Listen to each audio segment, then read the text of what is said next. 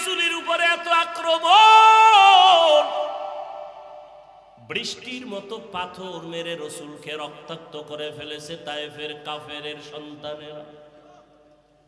আল্লাহ বরদাস্ত করতে পারেন নাই, বলে জিবরাইল যাও, রাসূলের শরীর মুবারকে মশা মাছি পড়া হারাম, ওই শরীরে পাথরের আঘাত, রক্ত পড়ে জুতা আটকায় গিয়েছে, যাও এখনই তায়েফের জমিন উল্টায় সব ধ্বংস করে দাও।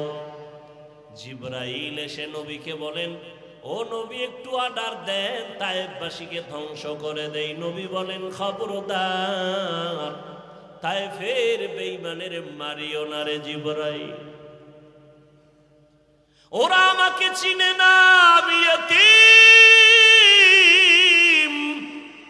ওরা আমাকে জানে না আমি কত বড় দিলওয়ালা। দোয়া করি একদিন আমাকে চিনবে, দিনের কাজে ওদের সহযোগিতা পাওয়া যাবে। কাফেরেরা নবীরে মারে, নবী গালি দেয় না, বরং আল্লাহ অর্ডার দেয় মারার জন্য, নবী আবদার করে মারিয়েন না। ও বরুরার জলমের মুসলমান, দুইটা পা ধরে বলেছে রে যুবক, ও পর্দার আড়ালের মা বোনেরা, ও বৃদ্ধ বাবাজি, ও ব্যবসায়ী বাবারা, কই রাসূলের আদর্শ, কই তোমার আদর্শ? কাফির আল্লাহ কয় মেরে ফেল, নবী বলে মারিও না। আর আজকে মুসলমান হইয়া মুসলমানের বিরুদ্ধে আন্দোলন করো, মুসলমান হইয়া মুসলমানের বিরুদ্ধে ষড়যন্ত্র করো, এটা রাসূলের ইশক মোহাব্বত যার আছে সে কখনো করতে পারে না। তুকু যাও সুন্নতে আহমদ কুজা বা মুহাম্মদ कैबुवत निस्बत तोरा मन अहब्बा सुन्नती कौले रसूल मजदाए काना मई हम कुन कबूल। কষ্ট হইতেছে আপনাদের? কোন দলের গোলাম হইেন না, আল্লাহর গোলাম হন।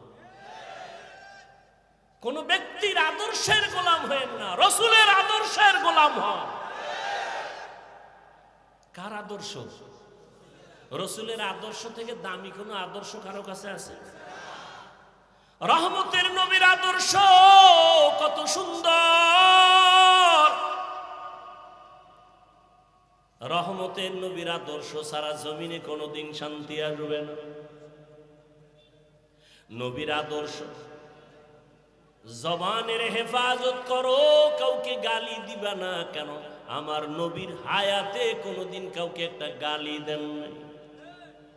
হাজারো গালি নবী শুনছেন, একটা গালির জবাবও নবীজি দেন নাই। কেমন মায়ার নবী আমার!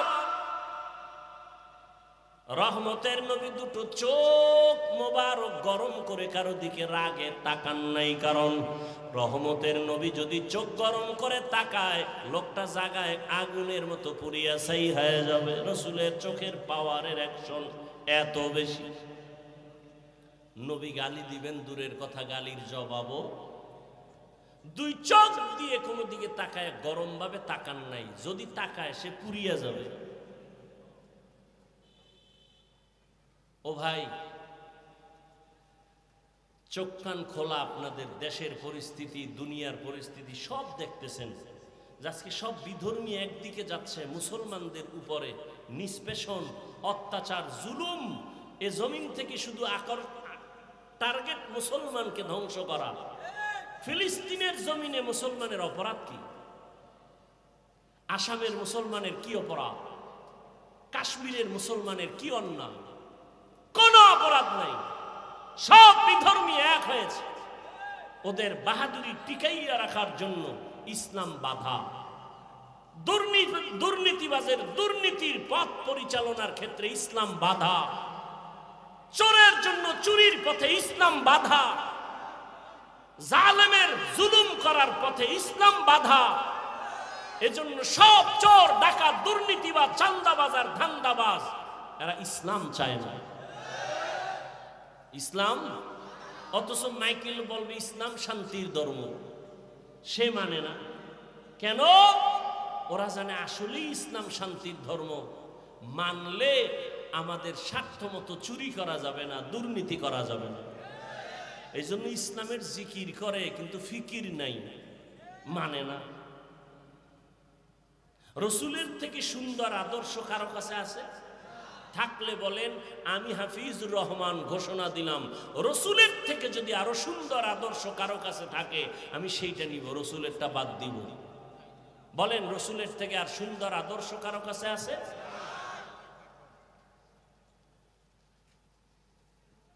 আল্লাহ হেদায়াত দান করুন। পৃথিবীতে একজন রাষ্ট্র পরিচালনাকারী রাজনীতিবিদ নেতা, আপনারা অনেকেই তার নাম জানেন, বাদশাহ হারুন রশিদ। জানেননি তার নাম?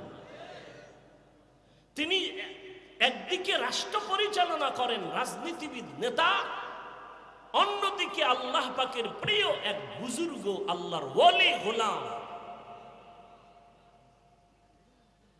মুসলমানের ইতিহাস তো এমনই। বাদশাহ হারুন রশিদের ইতিহাস, মামুনুর রশিদের ইতিহাস, মোগলদের ইতিহাস। এরা একদিকে দেশ চালান, অপরদিকে রাতের বেলা তাহাজ্জুদে আল্লাহর কাছে সেজদায় পড়ে কাঁদেন। এই জন্য তারা শান্তি কি জিনিস দেখায় গেছেন এ জাতিকে। আমরা পারি না কেন? আমাদের মুখের কথায় আর কাজে মিল নেই। স্লোগান দেই কেউ খাবে কেউ খাবে না, স্লোগান পর্যন্তই থাকে, কাজের বেলায় নিজে খায়া মরি, অন্যের খানার খোঁজ নিব না। আর স্লোগান দিব বৈষম্য চলবে না। বৈষম্য বিরোধী আন্দোলন করার সুযোগ পাইয়া আম্মা জানেরা রাস্তায় নামছে যে নারী পুরুষ এক বানায় দাও, কোনো বৈষম্য রাখা যাবে না। কোন জায়গাটা কোন জায়গায় গিয়ে লাগাই দিছে, বুদ্ধির অভাব।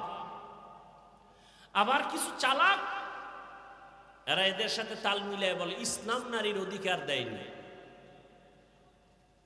অথচ হাজার কোটিবার আল্লাহর জাতের কসম ইসলাম ছাড়া এ নারীর ইজ্জত সম্মান আর কেউ দেয়নি। সবাই করেছে নারীদের উপরে জুলুম, ইসলাম করেছে নারীর উপরে ইনসাফ। বাদশাহ হারুন রশিদ বড় বুজুর্গ, দেশ পরিচালনা করেন। তিনি একদিন তার রাজপ্রাসাদে দেশের বড় বড় আলেমদের দাওয়াত দিলেন, দুপুর বেলার খানার দাওয়াত। বয়ান শুনলে ডিস্টার্ব করা যাবে না, না হয় আমি মোনাজাত দিয়ে চলে যাব। হেদায়েতের মালিককে, কোন ব্যক্তির হাতে হেদায়াত নাই, বাকি ডিস্টার্ব করবেন না। ওলামায়ে কেরামদের রাজপ্রাসাদে ডাক দিলেন, খানা দানা সুন্দর ভিআইপি আপ্যায়ন করাইয়া বাদশাহ হারুন রশিদ বললেন, মেহমানদারি যথার্থ হয়েছে তো? বলে আলহামদুলিল্লাহ। বলে এবার আসেন আমার কনফারেন্স রুমে। ওখানে নিয়ে বসালেন দেশের সব উল্লেখযোগ্য ওলামায়ে কেরাম।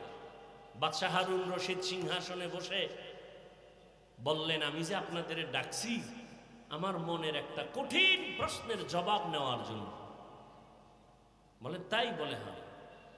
বলেন কি প্রশ্ন? বাদশাহ হারুন রশিদ বললেন, আপনারা আমাকে চিনেন? বলে হ্যাঁ চিনি। আমি শুধু দেশ চালাই এতটুকুই না, আমি দ্বীনের পথে আমল করার জন্য চূড়ান্ত চেষ্টা চালাই। অতএব আমি নেক আমল করি, যথাসাধ্য আমি গুনাহ থেকে বেঁচে থাকার চেষ্টা করি। আমি আপনাদের থেকে জানতে চাই, আমি বাদশাহ হারুন রশিদ জাহান্নামী নাকি জান্নাতি? ওলামাদের মজলিসে প্রশ্নটা ছেড়ে দিলেন। একজন একজন করে সবাই এক আওয়াজ দিলেন যে আপনি জান্নাতি না জাহান্নামী এটা বলার কোনো পাওয়ার, কোনো সুযোগ আমাদের? হ্যাঁ, এতটুকু বলা যাবে আপনি যদি ভালো আমল করেন তো আপনি জান্নাতের পথে আছেন, জান্নাতি বলা যাবে। আপনি যদি অপরাধমূলক অন্যায় কাজে জড়িত থাকেন আপনাকে বলা যেতে পারে আপনি জাহান্নামের পথে আছেন, জাহান্নামী বলা যাবে না। বাচ্চা হারুন রশিদ মজাক করলেন, আমাকে যদি আপনারা একটা সাইড করে দিতেই না পারেন তো আপনাদের খাওয়াইয়া লাভ হইল কি? এত বড় মেহমানদারি করাইলাম, কি লাভ হলো? নিরাশ হয়ে গেলেন বাদশাহ হারুন রশিদ। ঠিক আছে আপনারা যান, দেখি জবাব কোনোদিন পাই কিনা। ওলামায়ে কেরাম সঠিক কথা বললেও মনের মধ্যে একটু দুঃখ, বাদশার মনকে খুশি করতে পারলাম না। নিরাশ হয়ে ওলামায়ে কেরামও যাবেন। ঠিক এমন সময় ওই মজলিসের পেছনে একটা 9 বছরের বালক দাঁড়ায় গেল। দাঁড়ায় বললেন, বেয়াদবি ক্ষমা চাই, বাদশাহ জাহাপনা আপনি যদি হুকুম দেন জবাবটা আমি দিব। কয় তাদের মতো না আলাদা? বলে আলাদা দিব। ঠিক আছে দাও, আমাকে কাছে নেন। 9 বছরের বালককে বাদশাহ রাস্তা করে কাছে আনলেন। 9 বছরের বালক বাদশাকে বললেন, প্রশ্নের জবাবটা কি আপনি দিবেন না আমি? বলে তুমি দিবা। তাহলে বলুন তো, প্রশ্ন করনেওয়ালা সে একটু উঁচু মর্যাদার না যে উত্তর দেয় তার মর্যাদা একটু বেশি? বাদশাহ হারুন রশিদ বলে, যে উত্তর দিবে ক্ষণিকের জন্য তার মর্যাদা কি? 9 বছরের বালক বলে, বেয়াদবি ক্ষমা করে আমাকে সিংহাসনে বসায় দেন, উত্তর দেওয়ার ঘরে নামায় দিয়েন, আপাতত উত্তর দেওয়া পর্যন্ত আপনি নিচে বসেন। এখন বাদশা তো উত্তর জানতে হবে, বড় আবেগওয়ালা উত্তর, আমি জান্নাতেই না জাহান্নামে। এখন বাদশা যেহেতু জবাব চায় আর সব আলেমরা তাকায় আছে, এই ছোট বাচ্চা কি বলবো? ওই যে শুরুতে বলছিলাম, বান্দা চাইলে কিছুই, আল্লাহ চাইলে। বাচ্চা হারুন রশিদ চাইছিল আলেমরা জবাব দিবে, কিন্তু আল্লাহ চাইছে বাচ্চারে দিয়ে জবাব দেওয়া রেডিও। বাদশা কয় ঠিক আছে, এই প্রহরীরা আমাকে নিচে বিছানা দাও, বাচ্চাকে সিংহাসনে বসাও। 9 বছরের বালকের সিংহাসনে বসায় দিল, বাদশা হারুন রশিদ নিচে বসল। 9 বছরের বালক হারুন রশিদের সিংহাসনে বসিয়া জবাব দেওয়ার আগে বলে, এলেমের মর্যাদা তো এমনই হয়। কিসের মর্যাদা? এলমেরা এজাজু করদান বেহিসাব, খলকেরা দাদান জওয়াবে বা সওয়াব হক নাদারত, দোস্তে খলকা জারেরা নিস্তে ই খসলত কে দিনদারেরা। 9 বছরের বালক বাদশাহ হারুন রশিদের সিংহাসনে বইয়া প্রথম একটা ভাষণ দিয়া কয়, এত বড় বড় উলামায়ে কেরামের মজলিসে আমি 9 বছরের সন্তান, বাদশাকে নিচে বসাইয়া সিংহাসনে বসছি, এটা আমার বাহাদুরির কিছু নাই, আল্লাহর দেওয়া ইলমের বরকত। কিসের বরকত? ইলমের বরকত। ইলমওয়ালা কোরআনওয়ালারা টাকাওয়ালার পেছনে দৌড়াবে কেন? কোরআনের ইলম সিনাই নিয়ে চলো, টাকাওয়ালা তোমার পেছনে দৌড়াবে। কোটি টাকার মালিক দেখো, অভাব হয় না দূর, গরিবে ঘুমায় আরাম করে মনটা বাহাদুর। ফেরাউনের লাশটা দেখো মিশর জাদু ঘরে, খায় না মাটি পোকা মাছি সবাই ঘৃণা করে। হৃদয়ে থাকিবে যার নম্রতা সদা, রহমত আসিবে সেথা প্রভুর ওয়াদা। বড়র বাড়াই থাকলে দিলে রহমত আসবে না, নিজেকে নিজে ছোট মনে করিও সাদা। উঁচু জমিন থেকে পানি নিচু জমিনে যায়, তেমনি খোদার রহমত আসে নম্রতার হৃদয়। ভোগবিলাসের বাড়ি গাড়ি পরে রবে সব, থাকতে সময় স্মরণ করো আল্লাহ আমার রব। থাকতে সময় স্মরণ করো আল্লাহ আমার রব। দুনিয়ার সব শেষ হয়ে যাবে, কে থাকবেন? জিন্দেগি মে বন্দগি তু কর নাহি, जिंदगी में बंदगी तू कर नहीं, जिंदगी में बंदगी शर्मिंदा है, जिंदगी में बंदगी शर्मिंदा है। दुनिया में हो दुनिया का तलबगार ना हो, बाजार से गुजर हो खरीदार ना हो। ये दुनिया एक मिसले कागज फूल है, ये दुनिया एक मिसले कागज फूल है। जिंदगी में बंदगी तू कर नहीं, जिंदगी में बंदगी शर्मिंदा है, जिंदगी में बंदगी शर्मिंदा है। जिंदगी में बंदगी कुन बंदगी, बंदगी बे जिंदगी शर्मिंदगी। अल्लाह ताला बोलेन वअम्मा मन खाफा मकाम रब्बिही व नहा नफ्स अनिल हवा फाइन्नल जन्नता हियल मावा। হাসরের দিন আল্লাহর আদালতের সামনে দাঁড়াইয়া হিসাব দেওয়ার ভয় অন্তরে জমা করে দুনিয়ায় বসে যারা গুনাহ থেকে নিজেকে বাঁচায় রাখবে, আল্লাহ বলেন আমি ওয়াদা করলাম তাকে বিনা হিসাবে জান্নাত দিয়ে দিব। আতিনা ফি দারে দুনিয়া না হাসান, আতিনা ফি দারে উকবা না হাসান, ইয়া গিয়াসাল মুস্তাগীসিন ইহদিনা লিফতিখারা বিল উলুমে ওয়াল গিনা। কার ভয়? আল্লাহর ভয়। 9 বছরের বালক সিংহাসনে বসিয়া বলে ইলমের মর্যাদা তো এমনই হয়। ওলামায়ে কেরাম তাকায় আছে, আমরা জবাব দিতে পারলাম না, 9 বছরের বালক কি জবাব দিবে?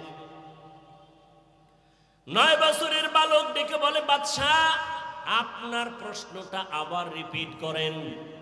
বাদশা হারুন রশিদ বলে আমাকে বলে দাও আমি জান্নাতি নাকি জাহান্নামী। সব আলেমরা বলেছিল জান্নাতি বা জাহান্নামী নিশ্চিত বলা যাবে না। 9 বছরের বালক বাদশাকে জবাব দিয়া বলে আমি নিশ্চিত বলে দিলাম, আপনার কাছে আমার জানার একটা বিষয় বলেন। কি? বলে আপনার জীবনে এমন কোনো ঘটনা ঘটছে কিনা? বলে কি ঘটনা?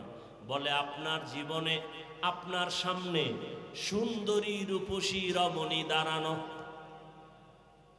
চাইলে আপনি গুনাহ করতে পারতেন, সুন্দরী রমণী নীরবে দাঁড়িয়ে আছে অপলক দৃষ্টি দিয়ে, আশেপাশে কেউ নাই। চাইলেই আপনি ওই সুন্দরী রমণীকে নিয়ে আনন্দ করতে পারতেন, গুনাহ করতে পারতেন, কিন্তু আপনি সে করার সুযোগ পেয়েও গুনাহ করেন নাই।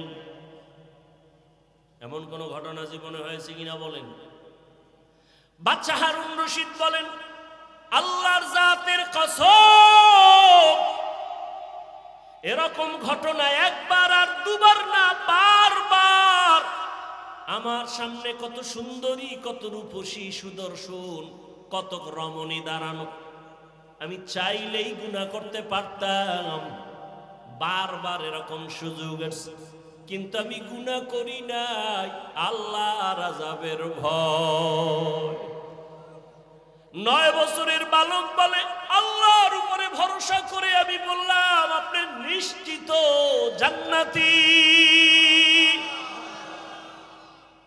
সব উলামায়ে কেরাম আতঙ্কিত হয়ে গেলেন, কেউ আমরা নিশ্চিত জান্নাতি বলতে পারলাম না।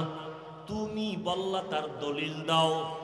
9 বছরের বালক বলে, দলিলটা আমি মন গড়া দিব না, আমার আল্লাহর কোরআনের আয়াত দিয়ে দলিল দিব।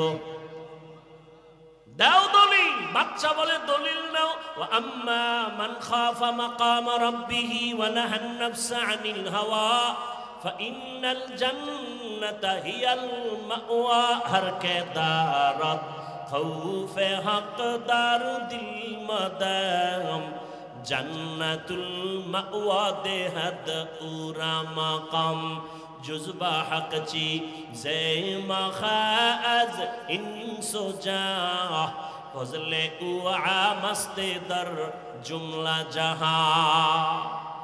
9 বছরের বালক দেখে বলে, বাদশা জাহাপনা, আল্লাহর কোরআন দলিল। আল্লাহ ওয়াদা করেছেন, দুনিয়ার জমিনে থাকিয়া গুনাহ করার সুযোগ পাইয়াও যারা আল্লাহর আদালতে দাঁড়াইয়া হিসাব দেওয়ার ভয়ে বান্দা গুনাহ করবে না, আল্লাহ ওয়াদা করেছেন আমি তাকে নিশ্চিত বিনা হিসাবে জান্নাত দিয়ে দিব। আল্লাহর কোরআনের আয়াত দিয়ে আমি দলিল দিলাম। বাদশা হারুন রশিদ জান্নাতের মেহমান। ও জলমের মুসলমান, ও যুবক, আল্লাহর ভয় অন্তরে জমা করো। দুনিয়াটা কিছুই না রে বাবা। আমি যে এতক্ষণ চিল্লাইয়া বয়ান করতেছি, একবারও কিন্তু বলি নাই ও জলমের মুসলমান, আমার মতো টুপিওয়ালা হও, দাড়িওয়ালা হও, মাদ্রাসায় যাও, স্কুলে তালা লাগায় দাও, একবারও বলি নাই। বরং আমি বলি, ও জলমের মুসলমান যুবক বাবারা, বৃদ্ধ বাবাজি, পর্দার আড়ালের মা বোনেরা, আমি আপনাদের শুধু একটা কথা বলবো। আপনি যে লাইনে থাকেন, ব্যবসা করেন, চাকরি করেন, স্কুল কলেজে লেখাপড়া করেন, আমি আপনাদের কাছে একটা আবদার করব, রসুলের আদর্শের মালা গলায় পরেন, স্কুলে পড়েন আলহামদুলিল্লাহ, কলেজে লেখাপড়া করেন কোনো বাধা নাই, চাকরি করেন বাধা নাই, ব্যবসা করেন বাধা নাই। ও আল্লাহর বান্দা, অনুরোধ করে বলবো, সফল জীবনটা তৈরি করেন। আদর্শ একটা মানুষ হইয়া কবরে যান। আদর্শ মানুষ হওয়ার জন্য 22 হাতের পাগড়ি লাগানো লাগবে না, মাদ্রাসায় পড়ে মাওলানা হওয়া লাগবে না, মাদ্রাসায় আলেম ওলামার অভাব নাই, আমার দেশে মাদ্রাসায় ছাত্রের অভাব নাই, মুফতি মুহাদ্দিসের অভাব নাই, ইমামের অভাব নাই। আমার দেশে অভাব আদর্শবান ডাক্তার নাই, আদর্শবান ইঞ্জিনিয়ার নাই, আদর্শবান প্রফেসর নাই। অতএব যুবক বাবারা, স্কুল কলেজে পড়ে আদর্শবান ডাক্তার হও, আদর্শবান ইঞ্জিনিয়ার হও, আদর্শবান এসপি হও, আদর্শবান ওসি হও। আমার দেশের প্রত্যেকটা ডিসিএসপি যদি, ওসি যদি আদর্শবান হয়, মদিনাওয়ালার আদর্শওয়ালা নামাজি হয়, এই জমিনে কোরআনের বয়ান করতে গেলে কোনো অনুমতি নেওয়া লাগবে না। ডাক্তার আছে তাসলিমা নাসরিনের মতো হলে কি হবে? ওই ডাক্তারে জাতি চায় না। প্রফেসর আছে, তবে আহমদ শরীফের মতো প্রফেসর হয়ে লাভ নাই। ইঞ্জিনিয়ার হও, ডাক্তার হও, তবে আদর্শবান হইও। ও যুবক, আল্লাহ বিবেক দিছে, বিবেকটা দিয়ে একটু হিসাব মিলায়া দেখো। তোমার মতো যুবক স্কুল কলেজে পড়ে, লেখাপড়া করে, চাকরি করে, 5 ওয়াক্ত নামাজ পড়ে আছে না নাই? দাড়িওয়ালা আছে না নাই? র্যাব, আর্মি, পুলিশ, বিডিআরের চাকরি করে, নামাজ ছাড়ে না। জলমের মুসলমানের কাছে আমার আবদার, আমি যে এতক্ষণ বয়ান করতেছি, একবারও কিন্তু বলি নাই তাবলিগে যাও, একবারও কিন্তু বলি নাই চরমনাই যাও, একবারও বলি নাই উজানির ময়দানে যাও, একবারও বলি নাই তুমি 22 পাগড়ি লাগাও, একবারও বলি নাই তুমি কওমি মাদ্রাসায় যাও, একবারও বলি নাই তুমি স্কুল কলেজ ছেড়ে দাও, একবারও বলি নাই তুমি চিল্লা লাগাও, একবারও বলি নাই তুমি নানুপুর পীরের দরবারে যাও। বাবা, আমি কেন বলি নাই? আমি শুধু এতটুকুই বলবো, তুমি পীরের দরবারে যাও বা না যাও তোমার ইচ্ছা, তুমি তাবলীগ করো না করো তোমার ইচ্ছা, তবে আমি অনুরোধ এতটুকু করব, স্কুল কলেজে পড়িয়াও যেন জান্নাতের পথ পাইয়া যাও, স্কুল কলেজে পড়িয়া চাকরি করিয়াও যেন জান্নাতের পথ পাও। চাকরির কাছে থাইকা, কলেজে থাইকা লেখাপড়া কইরা কি জান্নাতের পথ পাওয়া যাবেনি? বলো, যাবে। অতএব আমি সেই পথটাই দিতে চাই। বাবা, তোমার মতো কত যুবক জলমের বাজারে ব্যবসা করে, আজান হলে দোকান বন্ধ করে দৌড়ায় মসজিদে চলে যায়। এমন ব্যবসায়ী কি জলম এলাকায় নাই? নিজের মনটারে বুঝাইও। আমি কিন্তু হুজুর হইতে বলি নাই, বরং আমি বললাম তোমার মতো জেনারেল লাইনের যুবক যদি ব্যবসা করে, নামাজ পড়ে, বলো তোমার পায়ে হাত রাইখা বলি, বলো তুমি কেন নামাজ পড়তে পারো না? তোমার মতো বাংলা লাইনের মানুষটা ময়দানে কৃষিকাজ করিয়াও যদি নামাজ পড়ে, বলো বাবা তুমি কেন নামাজ পড়তে পারবা না? আমার রসুলের আদর্শ নামাজ, আমার নবী অসুস্থ হইয়াও নামাজ ছাড়েন না। ও আল্লাহর বান্দারা, ও যুবক বাবা, তোমার মতো যুবক ওসি, ডিসিএসপি 5 ওয়াক্ত নামাজি নাই? তোমার বিবেকের কাছে জিজ্ঞাসা করো, তুমি কেন পারবা না? তোমার মতো সন্তান বাংলা লাইনে থাকিয়া রাস্তায় গাড়ি চালায়, ড্রাইভারি করে, নামাজ ছাড়ে না, বলো তুমি কেন নামাজ পারো না পড়তে? ও আল্লাহর বান্দারা, এখনো সময় আছে, তওবার দরজা খোলা। মনের চাহিদা মিটাইয়া, মনের শখ মিটাইয়া, নফসের ধোকায় পড়িয়া গুনাহ করতে করতে তো জীবনের শেষ প্রান্তে চলে আসছো। বাঁচার কিন্তু কোনো হায়াত নাই, গ্যারান্টি নাই। বড়রা আগে মরবে, ছোটরা পরে মরবো, তাও বলা যাবে না। জুয়ানেরা পরে মরবে, বুড়ারা আগে মরে যাবে, তাও বলা যাবে না। মা বাবা আগে মরে যাবে, সন্তানেরা পরে মরবে, তাও বলা যাবে না। কত জায়গায় তাকাইয়া দেখো, ছোট ভাই কবরে চলে গেছে, বড় ভাই এখনো বেঁচে আছে, আছে না নাই? কত বুড়ারা এখনো আছে সুস্থ, কিন্তু যুবক মানুষ অসুস্থ। ও যুবক, তাকাইয়া দেখো, গাড়ির নিচে তোমার আমার মতো কত যুবকের লাশ, পানির নিচে কত লাশ, ঘুমের বিছানায় কত লাশ, মহামারী করোনায় কত লাশ, ডেঙ্গুর ভিতরে কত যুবকের লাশ, ঘুমের বিছানায় মরণের যুবকের লাশ। কয়দিন আর বাঁচবারে বাবা? মনের শখ মিটাইয়া গুনাহ তো কম করো নাই। মনে চাইছে নামাজ পড়বা না, কতবার নামাজ ছাড়লা। মনে চাইছে দাড়ি রাখবা না, রাখো নাই। মনে চাইছে পার্কে পার্কে ঘুরবা, অনেক জীবন কাটাইলা ঘুরে ঘুরে। মনের জাল মিটাইয়া গুনাহ তো কম করলা না। আরে আমার মাওলার কথা কি তোমার মনে পড়ে না? রহমতের নবীর কথা কি তোমার অন্তরে আসে না? ওলামায়ে কেরামের বয়ান কি তোমার অন্তরে ধাক্কা লাগায় না? ও যুবক, সাহাবায়ে কেরাম নবীর হাতে কালেমা পড়িয়া জান্নাতের টিকিট পাইয়া মৃত্যু পর্যন্ত শুধু কান্নার আওয়াজ। আল্লাহর আদালতে কেমনে দাঁড়াইয়া জবাব দিব? আবু বকরের কান্না, ওমরের কান্না, ওসমানের কান্না, জীবনটা কান্নায় কাটায় দিলেন। আর তোমার আমার তো কোনো আমলের খবরই নাই, চোখেও পানি নাই রে যুবক। কয়দিন আর জীবনের বাহাদুরি করবা, যৌবনের বাহাদুরি করবা? এখনো সময় আছে, তওবা করে নাও। ডাক্তার হও তবে আদর্শবান ডাক্তার হইও, ইঞ্জিনিয়ার হলে আদর্শবান ইঞ্জিনিয়ার হইও।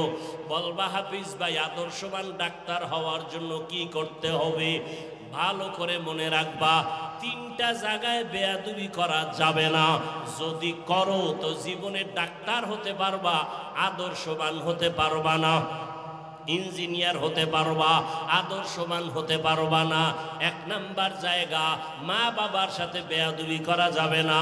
দ্বিতীয়, মুরব্বী উলামায়ে কেরামের সাথে বেয়াদবি করা যাবে না। আর একটা হলো তোমার শিক্ষকের সাথে বেয়াদবি করা যাবে না।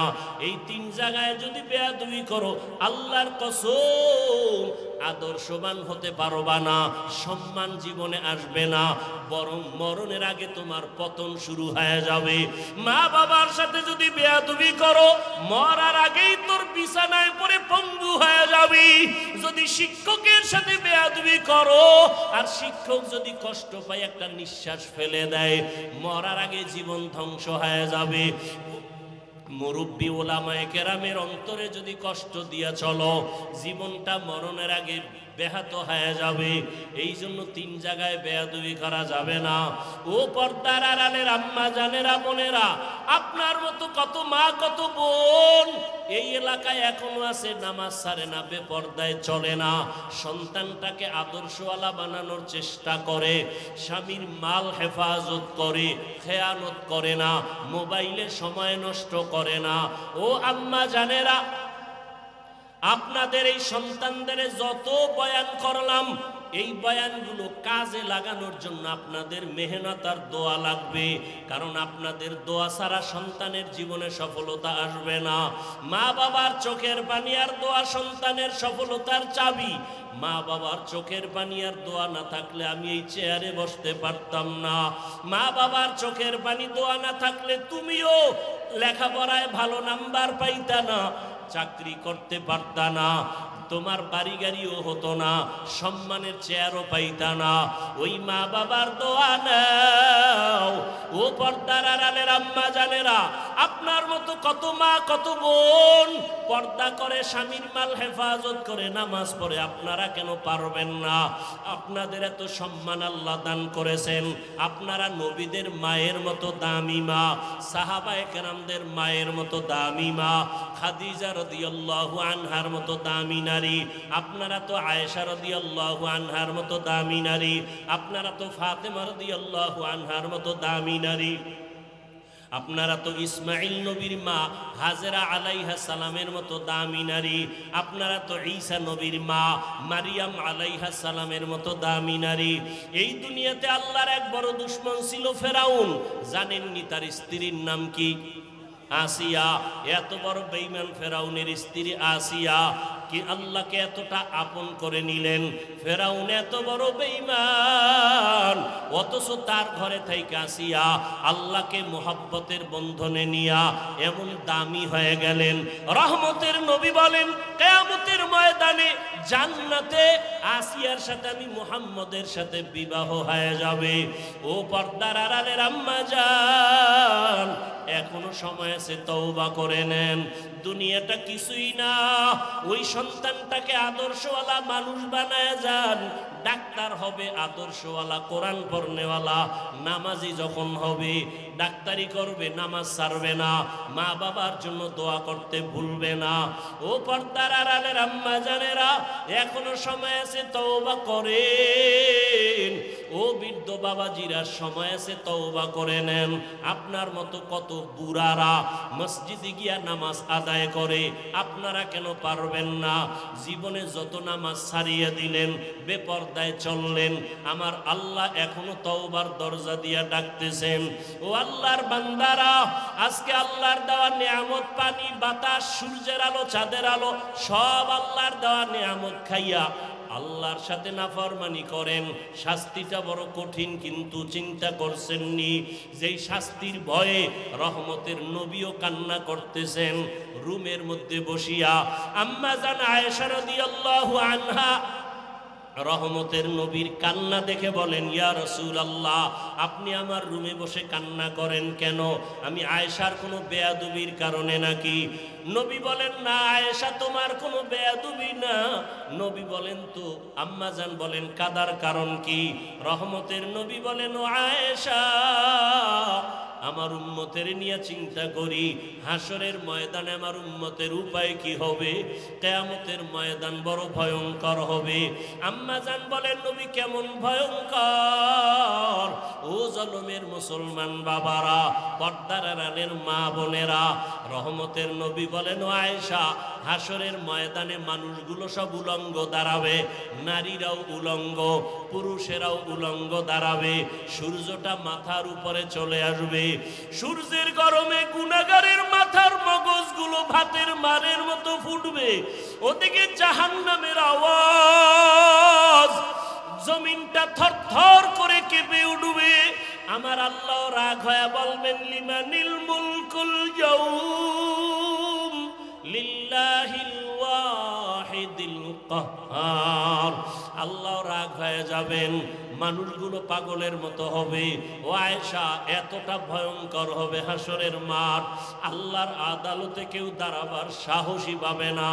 নবীদের কোনো গুনাহ নাই, সেই নবীরা হাসরের ময়দানে কান্না শুরু করবেন। আদম নবী কাঁদবেন, নিজের উপায় কি হবে? ঈসা নবী কাঁদবেন, কি উপায় হবে? মুসা নবী কান্না করবেন, কি উপায় হবে? ইব্রাহিম নবীও কাঁদবেন, কি উপায় হবে? উম্মতের চিন্তা কেউ করবেন না। রহমতের নবী বলতেছেন, আম্মাজান বলেন, নবী যেই ময়দানে হাসরে নবীরা কাঁদবেন, আপনি রহমতের নবী তখন কি করবেন? আম্মাজানকে নবী বলেন, আয়েশা, তখন আমি উম্মতের জন্য আল্লাহর দরবারে মাকামে মাহমুদে সেজদায় পড়ে কান্না শুরু করব। মুসা নবী নিজেরে নিয়ে কাঁদবেন, ঈসা নবী নিজের কথা বলবেন আর কাঁদবেন, আদম নবী নিজের চিন্তা করবেন আর কাঁদবেন। আর আমি এমন রহমতের নবী, আমি আমার মাওলার দরবারে সিজদায় পড়ে কাঁদব, একবারও আমার চিন্তা করব না। আমি বারবার আমার মালিকের দরবারে কাঁদব আর বলবো, আল্লাহ আমার উম্মতের বাঁচাও, আমার উম্মতের বাঁচাও, আমার উম্মতের বাঁচাও। আমার কান্না দেখা মাত্র আমার আল্লাহ ঘোষণা দিবেন, নবী আপনি মাথা উঁচু করেন, আপনি কান্না করবেন না, আপনার উম্মতগুলো বাছাই করে আপনি জান্নাতের দিকে নিয়ে যান। আল্লাহ অর্ডার দেওয়া মাত্র আমি আমার উম্মতগুলো ধরে ধরে জান্নাতের পথের দিকে নিব। আম্মা জান আয়েশা রাদিয়াল্লাহু আনহা বলেন, ইয়া রাসূলুল্লাহ, হাসরের মাঠে কোটি কোটি মানুষ, মুসা নবীর উম্মত, ঈসা নবীর উম্মত, আদম নবীর উম্মত, ইব্রাহিম নবীর উম্মত, আপনার উম্মতকে চিনবেন কি করিয়া? রহমতের নবী বলেন, ও আয়েশা, কিয়ামতের ময়দানে আমার উম্মত যারা দুনিয়াতে 5 বেলার নামাজ ওযু বানাইয়া আদায় করেছে, কিয়ামতের ময়দানে ওযুর জায়গাগুলো নূরের আলোতে ঝলমল করতে থাকবে। আমি আমার উম্মতগুলো দেখা দেখা দইরা দইরা নিয়া হাউজে কাউসারের কিনারায় দাঁড় করাইয়া আমি নবী নিজের হাতে আমার উম্মতের এক এক পেয়ালা করে হাউজে কাউসারের পানি দিব। আমার উম্মত পানি পান করবে। এক এক পেয়ালা দিয়া এক এক উম্মতকে বিদায় করব। এক পর্যায়ে হঠাৎ লাইনে আমার উম্মত অনেক দাঁড়ানো থাকবে, মাঝখানে পর্দা পড়ে যাবে। আমি বলবো ফেরেশতারা, আমার উম্মতের লাইনে এখনো বাকি, পর্দা ফালাইয়া দিলা কেন? তখন ফেরেশতারা বলবে, ইয়া রাসূলুল্লাহ, এরা আপনার আসল উম্মত না, এরা দুনিয়াতে আপনি চলিয়া যাওয়ার পরে আপনার সুন্নতের জবাই করেছে, ওলামায়ে কেরামের বয়ান শুনে নাই, দাড়ি রাখার বয়ান শুনিয়াও রাখে নাই, নামাজ পড়ে নাই, পর্দা করে নাই, হালাল ব্যবসা করে নাই, জুলুম করিয়া গুনাহ করিয়া জীবন নষ্ট করে ফেলেছে। আল্লাহর নবী বলেন, আয়েশা, তখন আমি আমার ওই 2 নাম্বার গুনাহগার উম্মতদের ধমক দিয়া আমি বলবো, সহকান সহকা লিমান গাইয়ারা মিন বাদি, আমার সুন্নতের যারা জবাই করছো, আমার দাঁত ভাঙ্গা দিন যারা হেফাজতের চেষ্টা করো নাই, নামাজ পড়ো নাই, তোমরা আমার উম্মত না। সাথে সাথে গাইবি আওয়াজ আসতে থাকবে, এদেরকে জাহান্নামের শিকল লাগাইয়া ধর। وسيق الذين كفروا إلى جهنم زمرا حتى إذا جاءوها فتحت أبوابها وقال, জাহান্নামের আগুন কত ভয়ঙ্কর, সূর্যের গরম সহ্য করতে পারো না রে বাবা, একটা বেতের বাড়ি সহ্য করা যায় না। কিয়ামতের ময়দানে সূর্য মাথার উপরে যখন আসবে, কেমন করে সহ্য করবারে যুবক? পায়ে হাত রেখে বলি, এখনো তওবা করে নাও।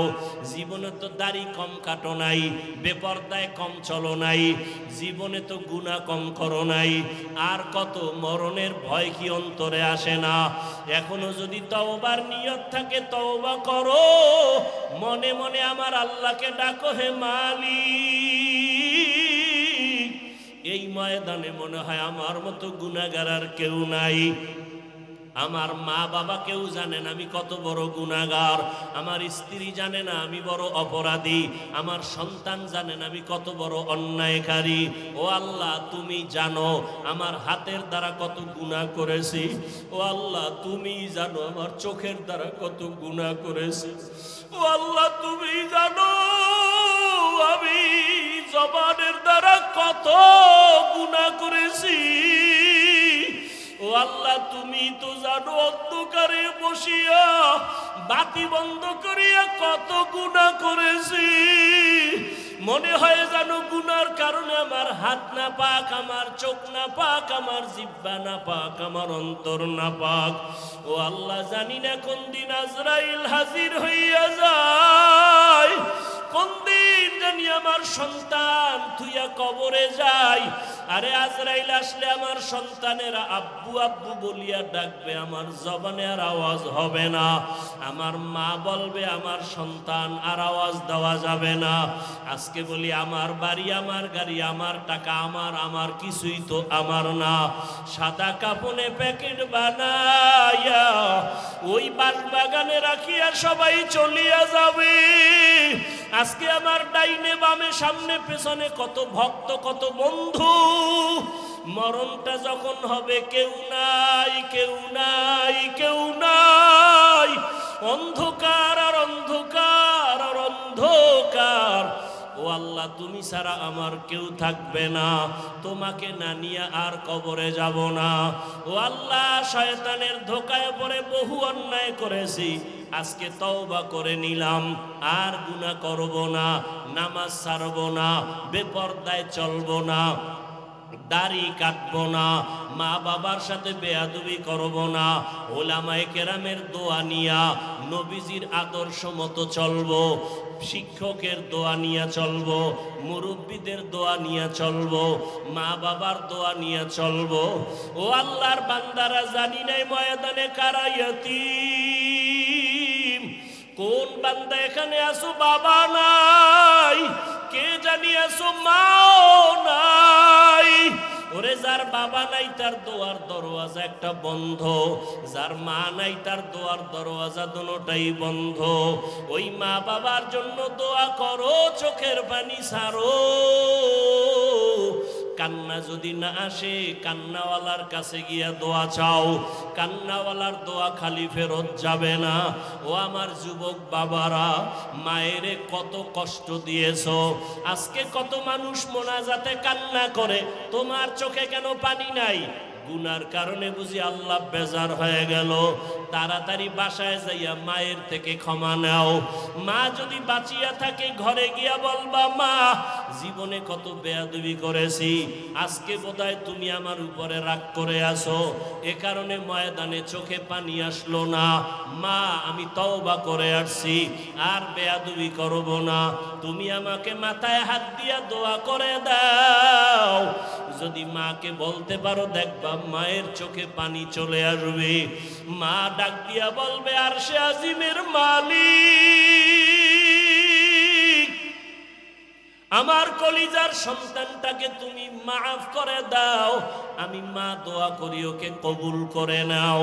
মায়ের দোয়া বাবার দোয়া ছাড়া কোনোদিন সফলতা আসবে না। যার বাবা নাই সে জানে বাবা কত বড় মাথার উপরে ছায়া ছিল। যার মা নাই তাকে জিজ্ঞেস করো মা কত বড় রত্ন।